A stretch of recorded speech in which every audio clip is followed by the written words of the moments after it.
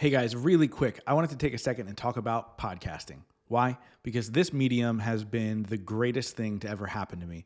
A little over 5.5 years ago, I bought a $60 microphone and everything in my life has changed. I've gone on to build a successful business, live events, a lucrative speaking career, and I've been able to connect and become friends with some of the most influential thought leaders in the world, all because of podcasting. Now, you might not know this about me, but I've also helped multiple other people do the same thing. I usually work one-on-one with high-ticket clients to help them really build their brand. But so many people were asking me, Justin, I need to know the secret. So I've actually put together a masterclass. So if you head over to purposedrivenpodcaster.com, you can sign up for the masterclass today and learn exactly how I've been able to build this business, and you can too. This course is for wannabe podcasters and also podcasters who aren't getting the results that they want. Again, head over to purposedrivenpodcaster.com, grab your masterclass now, dive in, and take your life to the next level.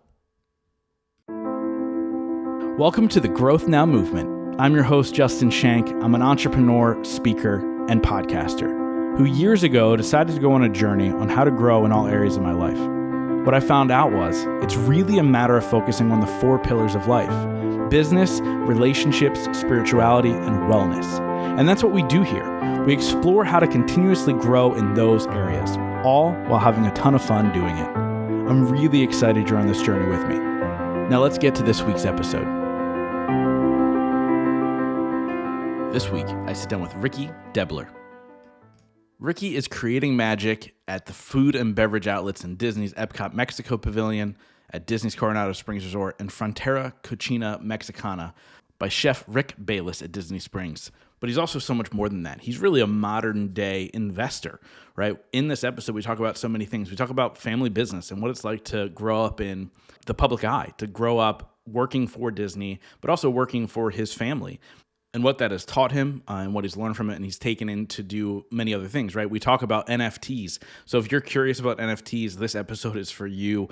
I know I was curious. I wasn't understanding of it, and now I am. So Ricky really cleared that up for me. I think you guys are going to love that. We talk about going viral on social media and how that can pay you as well. And so I think you guys are really going to love this conversation, especially from an entrepreneurial standpoint of how to not only grow your business, but also grow your brand. Now, before we get to the episode, I want to remind you guys that Growth Now Summit Live is right around the corner. So grab your tickets now, growthnowsummit.com. There's about 50 tickets left. Come join myself, Chris Van Vliet, Nick Santanastasso, Susie Miller, and more to be announced soon. I think you guys are absolutely going to be blown away by the experience that we're creating for you. growthnowsummit.com. Grab your tickets now. And now, without further ado, let's get to the episode with Ricky Debler. Ricky, welcome to the show, man. Buenos dias. Good morning, Justin. How are you? I'm doing well. I'm excited to dive into conversation with you. I met you at the thing, what was it, like a month ago? I guess, something like that. A month ago at this time. And Terry had chatted with you on the stage, and your story is just phenomenal. And the way you approach life and opportunity and business and social media and everything else in between was intriguing to me. And I was like, I need to have a conversation with this guy on the podcast because I think my audience will really love it. Why don't we take a second and have you introduce yourself to my audience of who you are today, and then we'll break down how you got there. So I think there's 3 ways to view yourself today. You have your real self, the sense of where you come from your sense of family, and then you have your digital brand, whether that's your Instagram handle, your Snapchat, or your TikTok. So with all of those 3 combined, I have one identity, which is my name, Ricky Debler. And I think in some ways or some form, we tend to want to become something else. We want to transform into something else. But I think your biggest, most valuable asset is your name. So I know we're going to talk about later about NFTs, but the most valuable NFT is your name. I live in Orlando, Florida, born and raised in Windermere. And I know we're going to go into greater detail about my family history, what we do, and what I've been doing here in Walt Disney World with our operations and restaurants. But for me, I'm 32 years old. I've had great success with some recent Snapchat success. And now I'm on a whole new chapter, a whole new journey, and sharing that process each day. Yeah, dude. I think that perfectly encapsulates everything that I want to talk about today. I feel like this conversation is going to be really directed, but also all over the place in a very, very good way, because you've done so much in a short amount of time, right? 32 is young. I mean, you love Gary Vee. He talks about all the time. You got time, but you've done so much in your young life, and it began in the family business, right? Like really, like you had mentioned, your family owns restaurants, and only one in Walt Disney World, or is there more than one? As a restaurant company, we have multiple outlets. So within Epcot, the Mexico Pavilion, we have multitude of revenue centers ranging from table service, quick service, our infamous La Cava del Tequila, which is a tequila cave, which we like to invite our guests to go on a tequila journey with us. And then we also have restaurants in Disney's Coronado Springs Resort. And then we have a restaurant in Disney Springs with a licensing deal with Chef Rick Bayless.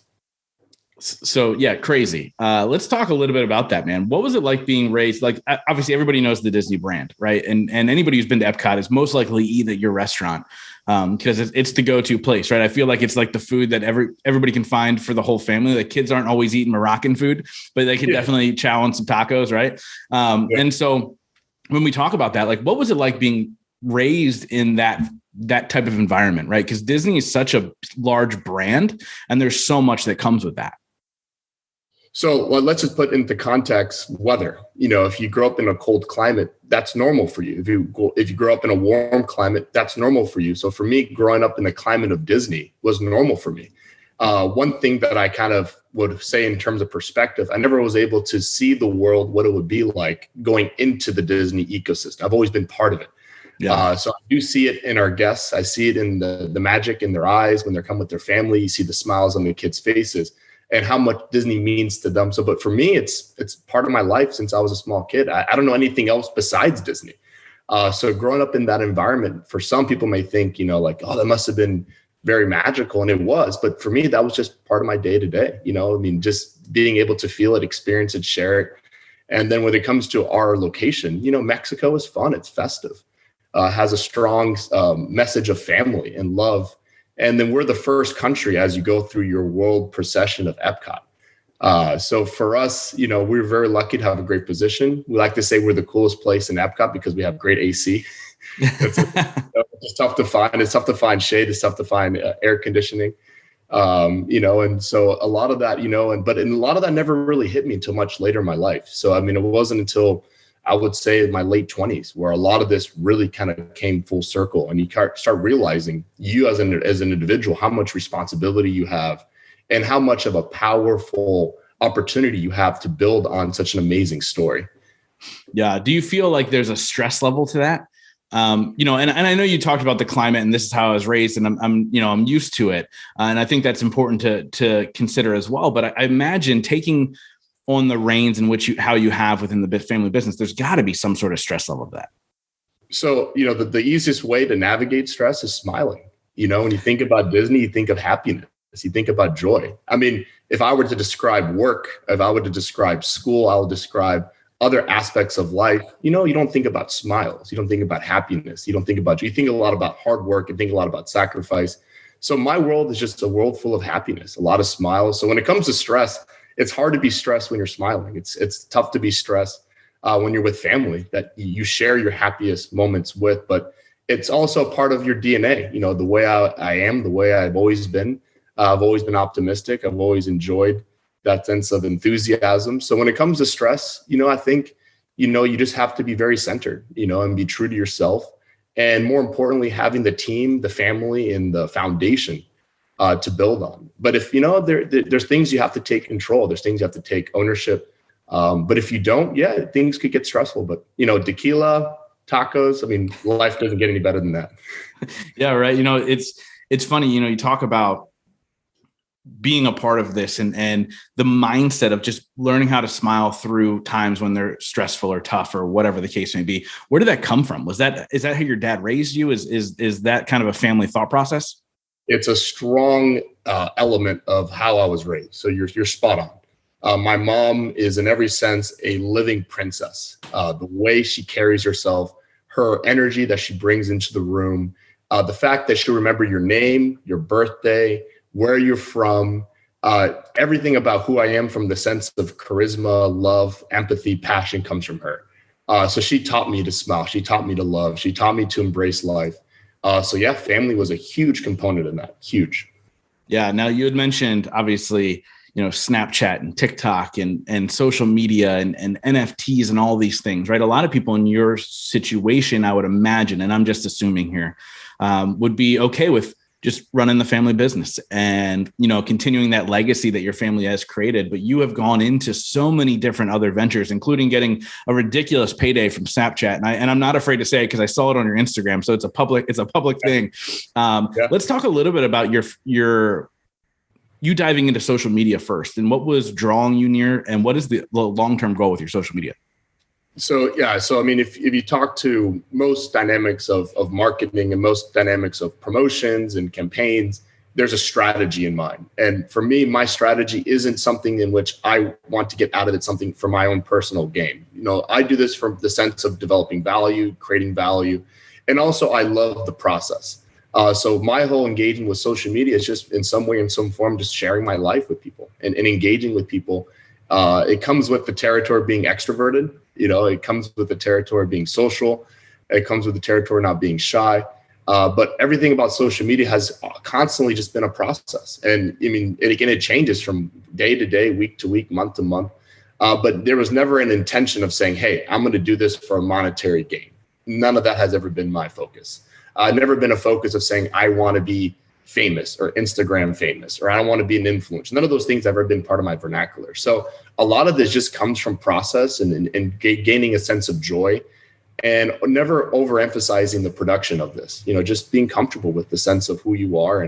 But yeah, that was quite an interesting journey. And, once you make money on certain aspects, people take you to a different likeness. So all these years, people always tell me, hey, get off your phone. You're on your phone too much. Why are you posting?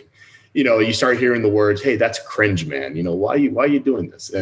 But all of a sudden you give them that story of saying, hey, I made 6 figures. And that in itself changes people's perceptions. So it taught me 2 things. One, people love stories, and that's the real value in all this. But social currency also comes from the place that if you ever get monetized, whatever it might be, it demands a level of respect from people. So whatever you do in life, it's only a hobby until you start getting paid for it. And that changes the dynamic tremendously, really fast, really quickly. But the biggest question next is, can you sustain it? And that's the hard part, sustaining your success in this world that we're in. And, you need to be consistent. You really have to be consistent. So my story is, a lot of it is a nature of luck. And to define luck for me, it's first mover advantage. So I've always been in a place where I have a lot of structure, and my life has always been in a sense of order. So my opportunities become much greater, but it was a huge element of luck that came into my world, which I'm very happy to experience that. Let's talk a little bit about the fact that somebody just heard you say 6 figures from Snapchat. Honestly, until you talked about it, I didn't know you could make money. I didn't know Snapchat was just paying people out like that. But tell us a little bit about that story and kind of how you figured that all out. So my girlfriend at the time, she's the one who first took wind of this information, and it was called Snapchat Spotlight. It's a new feature, which was a whole new platform integration, which was to compete against TikTok. TikTok, as you know, they're the leader. They're very disruptive. They've just really taken the whole social media dynamic to a whole new level. So they wanted to create something that's engaging. And in order to engage, they took a whole new financial model of taking marketing dollars and giving it to creators. So each day they agreed to give out up to $1 million to top videos each day. And it was a pilot test. It was supposed to be just for a few weeks, maybe a few months, up to around end of December. That was the original intent, but it had such great success. It just continued to go on and on and on until I think around the end of May, early June, they changed the whole model. But my girlfriend at the time, she's the one who said, hey, can I submit this video on Snapchat Spotlight? And at the time I was playing a game called French Solitaire. And soon to behold, it actually did really well. And we got a message from Snapchat, and everything else was history. But at the time I did tell her, she said, hey, if we make any money, what would you want to do? And I said, you can keep all of it. And at the time I'm thinking to myself, you don't imagine yourself ever to become a winner in a lot of these things, in the world of probability. I saw myself at that 0.00000 and so on and so forth. And, when I made that commitment to her, and all of a sudden you see that message and you see those dollar figures assigned to that video, I had to say to myself, yeah, you did say that, didn't you, Ricky? Yeah, you have to be a man of your word. But then the next light bulb kicked in, which is my competitive nature, my spirit of wanting to to always strive to do more. So once I realized that was a thing, I'm like, all right, time to put things into work. And so every day I had to develop a process. I woke up 4:30 in the morning every day and I started creating content, and it ranged from all different multitudes, but I found a niche called Shoot the Moon, which is a tabletop game. And I was the only one on the internet posting that kind of content. Very, very few were even aware of this game and posting about this kind of game. But for some reason, the market really gravitated towards it. And I just stayed consistent. So a lot of virality of today's world, especially TikTok, is you find your niche and then you just go all in. And that's exactly what I did. Yeah. So I want to make something really clear here. You said to your girlfriend at the time, if I make any money, you can just have it. I don't know if this is what you ended up paying out to her, but it was something like $136,000 or something along those lines. Now, also, I want to also let everybody know as they're listening, you can rewind about 2 minutes. He said ex-girlfriend. So let's talk. Is there a little bit of bitterness when it comes to this whole thing? You're just like, you're totally clean and clear now. No, not at all. So when it comes down to it, I have so much to thank, and I have so much gratitude, and I had such an amazing years sharing that and that whole process. But then again, she was the one who created that entry. She's the one who created that opportunity. And then from there, it's what you do next. So all I have is so much gratitude, so much thanks to give, to be able to be in that opportunity, in that position, also to share that with her. But there's no bitterness. There's definitely no, but then again, there is that inner competitiveness where you're like, all right, well, she made this much. Well, I want to get to this much. And, there's always that sense of friendly competition. But we've always been very supportive of each other and cheering each other on. And it's been a fun thing to share. And it's kind of cool because you take the anomaly of luck and the fact that her and I were able to achieve that level of success really showed that we had a working progress, a working process. So that was kind of cool to kind of fulfill that dynamic of saying, hey, this works. It wasn't just like a flash, in the pan. Definitely we had a process that works. That was pretty cool. Yeah, that's neat. Now, you'd mentioned a couple times routine and consistency. How important is that to you, not only personally, but have you seen success from the family business to social media to everything else in your life? How important are those two things? You have to be fanatical. You have to be delusional. You have to have this sense to believe the impossible. And in order for you to get there, you need to come from a place of discipline, a place where you can say no, where you can, in some way or some form, take on life with a great degree of sacrifice. So that whole aspect of structure and order is essential. And with that in mind, it's having a goal in mind, a target in mind, and move towards something. So in my world and how I feel, we all have different styles. Some people like to be busy. Some people like to wake up early. Some people like to wake up late. Well, I cannot stay stagnant. I'm always trying something new. Like my most recent thing that I'm doing recently is not posting any Instagram stories or Snapchat stories and seeing how that will be for the next month and seeing how can I engage in other ways with, because I think in some way or some form, we're just so caught up now with using certain features on certain platforms because it's just so easily available. And then we get comfortable. But, my whole thing is never getting too comfortable, always trying new things. But a family business, it comes from, a lot of, trial and error. It comes with, as you mentioned earlier, we were just talking beforehand about your own personal story, about how you learned through your history and to get to where you are today. But discipline is something that it's nothing that about that can be taught. You have to discover that from within. And it's nothing from a motivational sense. It comes from a place of sacrifice. So it's so important. I can't stress that enough. But that's an internal dialogue that you must master. And I think you never discovered that. Your whole life is all about finding yourself. And each day I'm excited to see who I'm going to meet. I'm excited to see the new version of me, the new me, good or bad. So I love that progression. Yeah, no, I love that, man. And it's so true. And the idea of being comfortable with being uncomfortable, right? I think that's such a key to growth in any aspect of your life, no matter what it is, right? Whether it's, your, physicality or relationships or business or whatever, to get uncomfortable and be comfortable there is such key to becoming who you want to be and creating the life that you want, which I love. Now, obviously you're talking about all these things of like, yeah, I just tried it out. Nobody's really creating this content, or, hey, now I'm trying out this new thing. There has to be a sense, just from the success that you've had in your life, there has to be a sense of like a cerebral approach. Like there's a reason you're doing this. So what type of research goes into the next move that you're ready to make? So it's having a target in mind. and knowing that target is obtainable. And once you have that target in mind, it's about developing what I call the hero's journey. It's the progression of going from level 1 to level 2, level 3, and level 4, and so on. A lot of us want to get to level 100 immediately. But it's that where it comes from what we were discussing earlier by Gary Vaynerchuk with regards to patience and understanding the process and how you get there. From a cerebral point of view, I think it comes from a place of health. That's one thing in myself and my identity where I put that to the highest level of importance. I mean, to the point where my own personal sense of health and wellness, I tape my mouth shut every night. Mouth taping is kind of something of a new biohack that's been discussed lately. But I've been doing it for multiple years, and it works for me. I'm not advocating that everyone should try this, but all I'm advocating is that, you should find ways to better yourself, and the better you feel, the better you can do whatever you can in this world.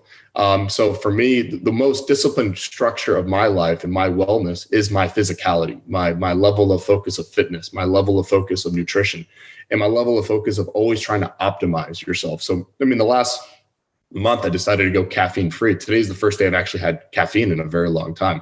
So I feel a little bit more animated than normal, but I was going to say, how do you feel right now after that time off? So, yeah. So, I mean, I love living my life with nothing, without any kind of vices whatsoever. I can live very happily in that style of life. But however, when it comes to caffeine, it's interpersonal. It all affects us differently, but I love my life without it. My life just becomes very well balanced. You have a great sense of brain chemistry. Your quality of sleep is great. But you just kind of find what works best for you. So for me, it's always optimizing, but that only came from 2 points in my life. One being a skinny kid. As a skinny kid, I've always wanted to be strong, and I wanted to be a superhero. I wanted to have that sense of masculinity. So you learn to lift weights, you learn to put in the time, you learn to eat, and you learn to transform your body, which comes from transforming your mind. And then the second point is also the notion of going through a heart condition. So a couple of years back, I was traveling in Europe, and I got a very unique viral infection that led to the inflammation of my heart. So for a period of time, I had to go through a lot of medication and therapy and lifestyle changes. And those 2 inflections is really what changed who I am today. So, as you mentioned earlier about, you want to be comfortable with being uncomfortable. That period of time where I was very sick was probably the best time of my life, where it allowed me to really have a sense of life and your sense of purpose and your sense of direction. And also when things are tough, when they tell you, hey, you can't walk, hey, you have to lay down, you have to rest, you have to take these 12 pills every morning, and you have to go to the Cleveland Clinic, and you have to do all these things. And as a young adult, not being able to hang out with your friends, not being able to go and play basketball with your friends, not being able to do any of that. I couldn't even play a video game because just the level of excitement will put pain and stress on my heart. So going through that, you really learn how to navigate pain and how to appreciate life in such a beautiful way. And sometimes, you find that sense of spirituality, whatever your spirituality might be, your God or your sense of importance of life. But you find a lot of comfort in something. And that comes from a place of having hope and always striving to be better. So it's always having that never quit attitude, always keep moving forward, always. Yeah, that's wild. I can't imagine, being such an active human being and then just being stripped from you, especially as a young adult. Like when I was a kid, actually, I broke both my hips. And before that, I played baseball and all these things. And that kind of took that away from me in a sense. But I was a kid. Like there wasn't a sense of like, oh, I've built my life a certain way. It was like, I was 12. Right. So what did that really teach you when everything was stripped away? Do you feel you're defined by your physicality and all those things? Or is it just, this is a gift and therefore I'm going to use it? It's a transformation. So you kind of go through the whole sense of, you can call resentment, anger, despair. You start asking, why me? You get to this place where you need to rediscover who you are. And you're right. It becomes your identity, becomes your ego, becomes your story. But once you put too much emphasis on all of that, then you really are left with nothing. So, you really have to be really true to yourself and understand really who you are. One thing I'd advocate for a lot of people to do is travel by yourself, be comfortable by yourself, allow yourself to be quiet, like in some way, taking a break from social media, taking a break from a lot of things, allow you to be really centered in yourself. But yeah, it's a difficult dynamic to master is how do you manage your ego? And as a guy, it comes forth with a lot of your sense of strength. It comes from a lot of your sense of identity. But ultimately, the truest sense of identity, your truest sense of strength, your truest sense of ego comes from family. And without family, that in itself for me is the most terrifying thought in my life, is to be without a family. And I think if you live life without one, you're not living life at all. And you need to find your family. You need to come to terms with your family, even if it's in a good way or in a bad way. But you have to have that foundation. So in all of this, that's really been my foundation, and that in itself is the bedrock of how you in some way or some form, you can navigate any of these crises, because family know who you are. Yeah. There is no mask that you can put on. I mean, for goodness sake, they change your diapers. They've seen you. They've seen you at your worst of your worst. They've seen at your best of your best. They have embarrassing pictures of you. They know everything about you. So, with family, it's a true sense of identity. You can't change that. I love that, man. And it's so true. Like sometimes you have to come to terms and then, find your family. Sometimes it's not necessarily those blood people, but family are those people that you're vulnerable and real and open with. And people that have seen the good and the bad and the ugly and everything else in between, man. And I think that's so important to have that in your life, because there's certain things, right? Social media, as so many people say, is the highlight reel for individuals' lives. Like it's not the whole picture.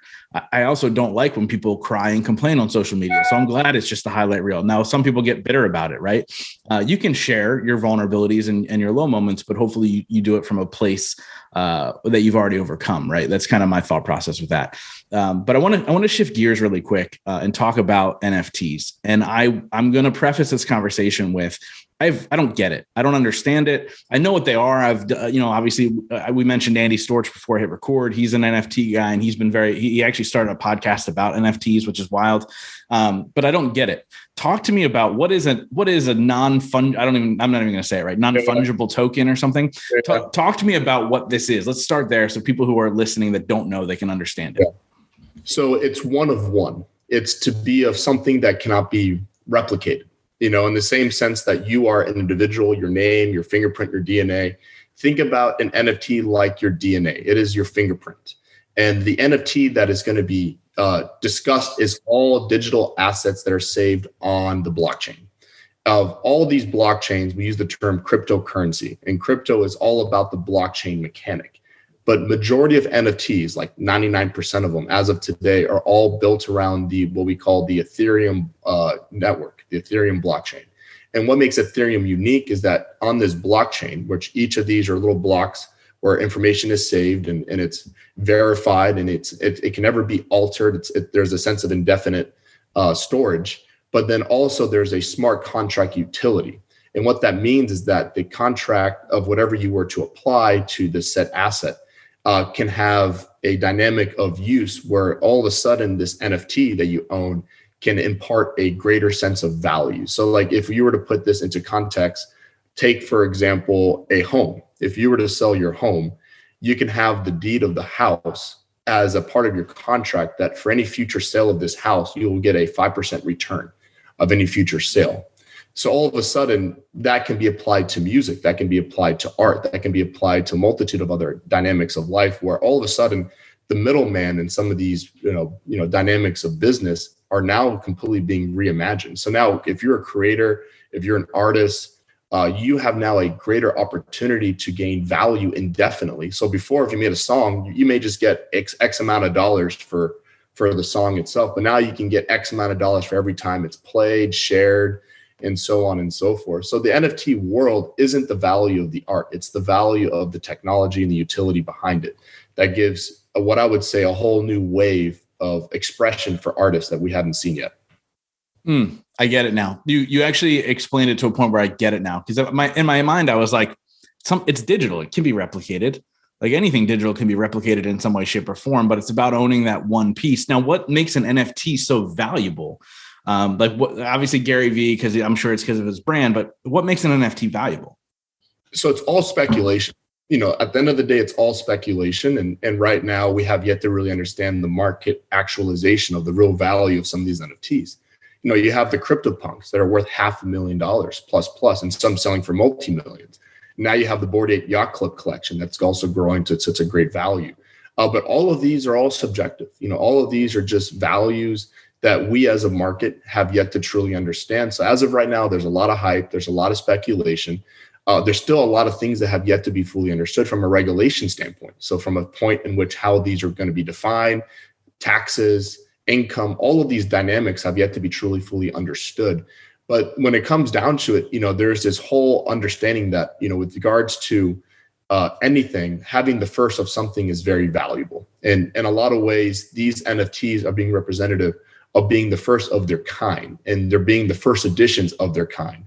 And there's also intellectual property value that can emerge from this. So if we were to go back in time and let's put Walt Disney into focus, imagine being able to own a piece of Disney history from the very beginning. Imagine owning the first sketch of Mickey Mouse.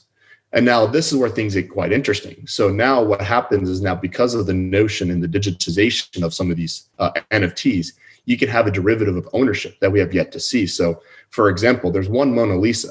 I mean, that Mona Lisa is in the museum and it's there, but now with regards to NFTs, we can have a derivative of ownership. So you can fractionalize it. So now you can own 100,000% of the Mona Lisa. And now you can say you own part of it. Also, when it comes down to what NFTs also represent and what social media has continued to do, is that in every sense of the most valuable things you own, you never show the physical object in today's world. So if you own the Mona Lisa, I'm not going to show you the Mona Lisa in person. I'm going to show you a picture of it.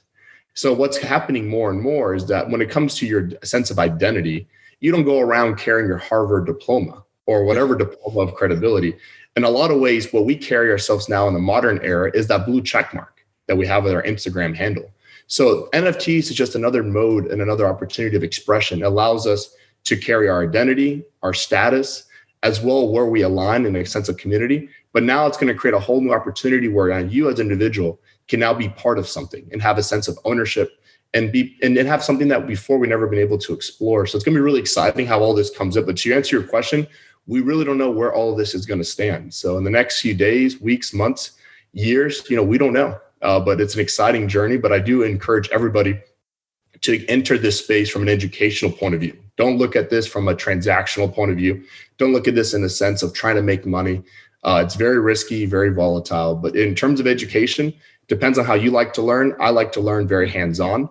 So if I'm going to play a sport, I'm not going to read about it. I'm going to play it. If I'm going to learn about playing a video game, I'm going to play it. If you're going to learn how to cook, you're going to get in the kitchen. So, with regard to application, get involved, learn how to create a MetaMask, learn how to buy crypto, learn how to not only purchase and acquire, but also how to do it safely and secured, because there's always a dynamic of security that comes with this. And also the most important thing out of all of this with NFTs that hasn't been discussed further is the value of community. All of this has generated massive amounts of community. You mentioned Andy earlier. If it wasn't for VFriends and NFTs, we wouldn't have been able to get connected. With regards to Twitter, Discord, these become huge hubs. With regards to GameStop and that whole dynamic of trading that we saw in the last year was the byproduct of people in a community emerging out of a Reddit subthread. So with regards to what's happening more and more is these subcultures and these groups and communities are very real, very dynamic, and have a lot of potential to change the world. So as of right now, I mean, that's the real winning component of all of this. If NFTs were devoid of community, there would be no NFT in my mind. I think if you were to develop an NFT today, you would first want to develop a community for 6 months before you even launch whatever you're going to create next. So social media is just another dynamic of developing your community, your tribe. So we're social creatures. So if you can do something with others and do it, especially with your friends in the last 3 to 4 months, 5 months, 6 months, I made more friends in that period of time with complete strangers that I have yet to meet solely just on this NFT ecosystem. So it's pretty exciting what comes from all of this. Dude, I love the way you explain it too. And like the idea of get involved from a learning standpoint, not from okay, I need to make money from this standpoint. Because that, first of all, that's smart on your part to say, because that waters down everything across the board, right? It becomes this for that instead of, hey, I can make some money. And yeah, you make money. Like I get it. Like you can make a lot of money in NFTs, but to go in and come from a learning standpoint is absolute genius. And I know you've seen some success from that standpoint. Are you open to talk a little bit about the success you've seen with NFTs?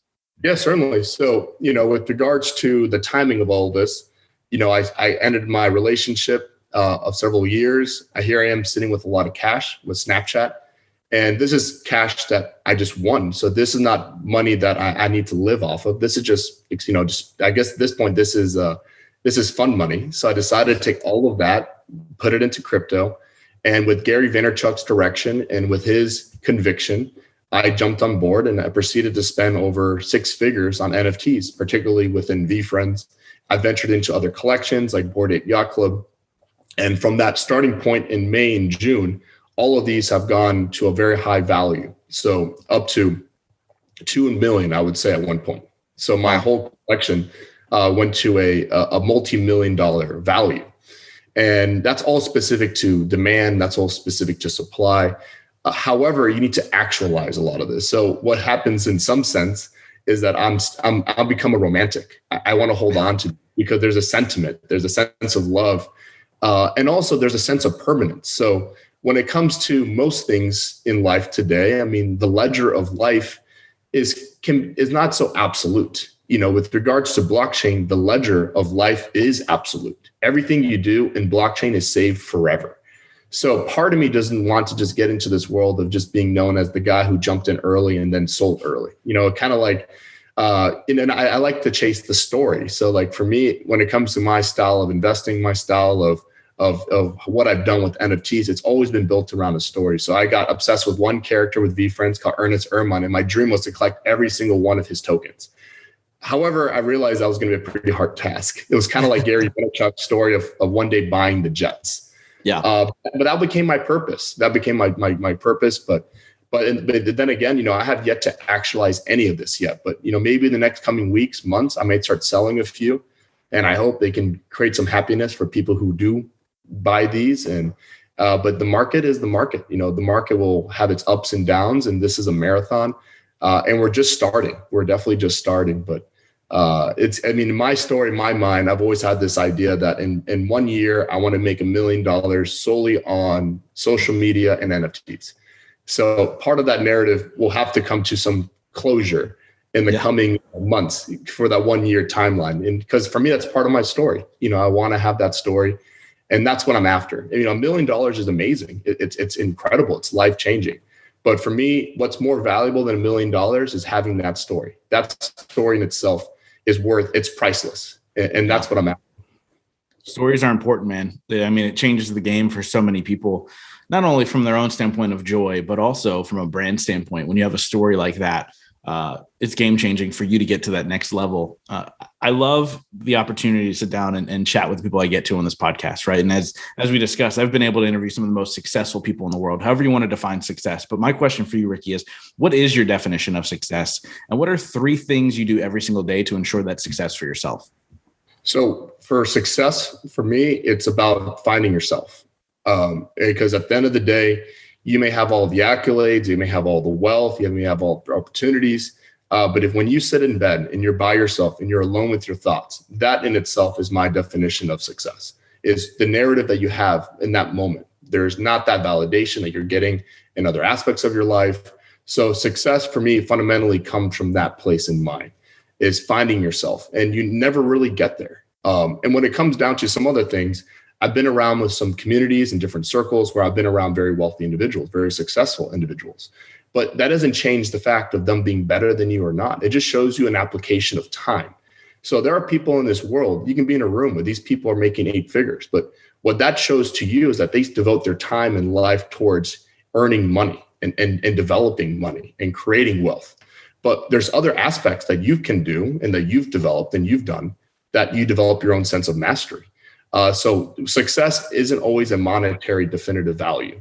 And it comes down to it. For me, success is a definitive value of your time and where you apply that. When it comes to 3 things, I don't like to live things in a linear dynamic of 1, 2, 3, or 4, 5, 6, 7, 8, 9, 10. For me, when it comes down to it, the things that you have to be very consistent with is you have to take action. You have to take action always. You can't sit around. You can't wait. You need to take action. And that begins with developing a sense of identity, of who you're going to become. And in order to become something you're not, you need to have belief. You need to have a sense of resilience. And also have the resilience to tell people that, I'm sorry, but I think you're wrong. I think I am capable of doing this. So in a lot of ways, you have to have a lot of belief in yourself. You really do. Dude, I love it. I love it. Now I wrap up every single interview with the same question, but before we get there, how do people get a hold of you? How do they follow you? How do they learn more? Yeah, so it's at Ricky Debler. The last name Debler is spelled D as in David, E, B as in boy, L-E-R. So Ricky Debler, you'll find me on Instagram, Twitter, on Snapchat. I'm R Debler. I'm very approachable. I'm very available. If you're ever in Orlando, don't mind and hesitate to reach out to me. If you are going to Disney, you are going to Epcot, shoot me a message. If I'm there, I'll be more than happy to host you and give you a little bit of an experience of what we're all about. And as well, when it comes to tequila, I have a wealth of knowledge and happy to share that, what I like to call inspirations of how to enjoy it. But you can find me in those venues and in those avenues. And then in the world that we're in today, I'm looking forward to connecting with each and every one of you. Awesome, man. Like I said, I wrap up every single interview with the same question, and that is, in your life, what has been your biggest moment of growth? So I think when it comes to the biggest moment of growth, in a lot of ways, I feel like I have yet to actually cross that bridge. I think when it comes to life, the greatest legacy you can leave is having a family of your own, to be a father, to have a child and to raise a child and to create your own family. So for me, that moment is on the horizon. And I know that moment will be the defining moment of myself, my legacy, my future. When it comes to the most absolute thing of definement of life in the greatest degree of sacrifice, I believe that is it. So that moment, I'm looking forward to it. And when we cross that bridge, I'll answer that question again. And I'm pretty certain, I might be telling you, hey, I'm on my 10th coffee right now. I haven't slept in days.